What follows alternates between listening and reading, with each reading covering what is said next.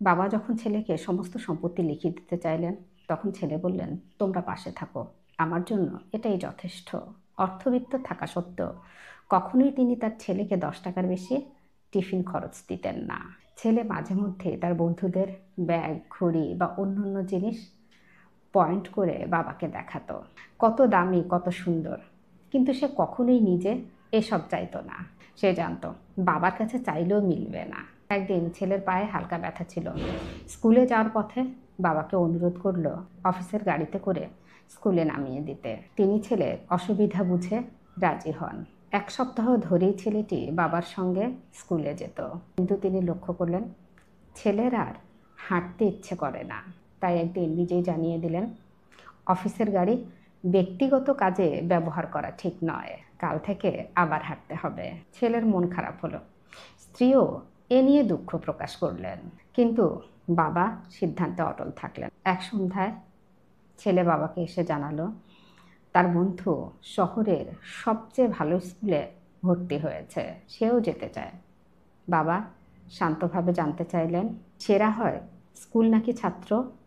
ওই স্কুলে গিয়েও যদি সে ফেল করে তখন 10 টাকার হবে। ছেলে উত্তর দেয়নি, শুধু বুঝে নিয়েছিল বাবার কথার গভীরতা।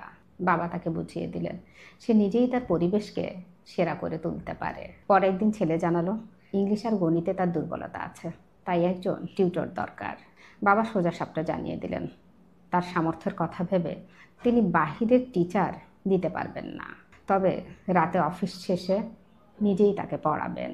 ছেলে কিছু বলেনি, শুধু জড়িয়ে ধরে সম্মতি জানায়। কয়েকদিন পর ছেলে ইলিশ মাছ খেতে চাইল।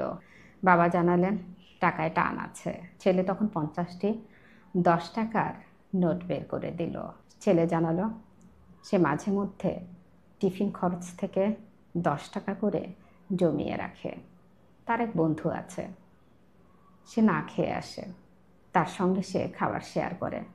প্রতিদিন সেই বন্ধু খেতে চায় না, যেদিন করে সেই বন্ধু তার সাথে খেতে চায় না সেদিন করেই সে মূলত এই 10 টাকা করে জমিয়ে রাখে। বাবা বিস্মিত হয়ে অনুভব করলেন তার ছেলে অভাবের মূল্য বুঝতে শিখেছে ঈদের কেনাকাটায়। ছেলে নিজের জন্য শুধু একটি প্যান্ট নিয়েছিল, আর বাবার জন্য পাঞ্জাবি, মায়ের জন্য শাড়ি। সে জানতো টাকাটা কিভাবে খরচ করতে হয়। একদিন বলল তার এক বন্ধু বাবা মায়ের দেয়া সব পেয়েও ভালো মানুষ হতে পারেনি, আর সে পেয়েছে সীমিত, কিন্তু শিখেছে অনেক কিছু। বাবা তার মাথায় হাত রেখে বললেন এই শিক্ষাটুকুই ছিল সবচেয়ে জরুরি। 10 বছর পর ছেলে নিজের টাকায় একটা প্রাইভেট কার কিনলো, জানালো 5 বছরের টিফিন মানি আর অফিসের বোনাসের টাকা জমিয়ে এটা সম্ভব হয়েছে। বাবা যখন তার সমস্ত সম্পত্তি ছেলের নামে লিখে দিতে চাইলেন, সে দলিল ফেরত দিয়ে বলল তোমরা পাশে থাকো, এটাই যথেষ্ট। সেদিন স্ত্রীকে জড়িয়ে ধরে বাবা বলেছিলেন তিনি ভুল করেননি, তিনি শুধু সন্তানকে বড় করেননি, তাকে মানুষ করেছেন, যেমনটা তার বাবা তাকে একদিন করেছিলেন। ভিডিওটা ভালো লাগলে একটি শেয়ার করে পাশে থাকবেন। সবাইকে অসংখ্য ধন্যবাদ। আসসালামু আলাইকুম।